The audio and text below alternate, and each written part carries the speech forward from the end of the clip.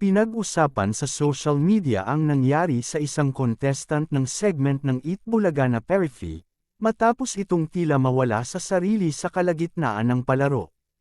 Ang nasabing contestant na nakilala si Angelito Colida ay makikita na kinakausap ng mga host na sina Vic Soto, Miles Ocampo at Riza May Dizon nang bigla na lamang itong lumakad papunta sa kabilang dulo ng stage kung saan nakapwesto si Singing Queen Anne.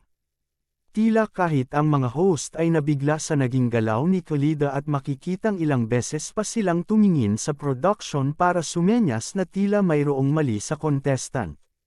Sa kabila ng pagsita ng mga host ay patuloy pa ring naglakad si Colida papunta kay Square Anne at agad itong niyakap.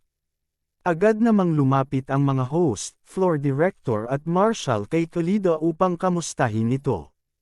Sinamahan ng mga host ang contestant na bumalik sa kanilang orihinal na pwesto at tinanong kung siya ba ay ninenerbiyos. Dahil sa kalagayan ni Colida ay nagdesisyon si Bossing na huwag nang paglaruin ang contestant at agad itong ipatingin sa mga medic. Hinangaan naman ng mga manunood ang pinakitang professionality ng mga host, lalo na si Miles na tila binuhat ang sitwasyon. Kumalat naman ang ilang teorya tungkol sa nasabing contestant at ang ilan ay sinabi na maaring stalker ito ni Square Anne. Ngunit may ilan naman ang sinabi na maaring sobra lamang ang nerbiyos ni Colida kaya't nawala ito sa sarili.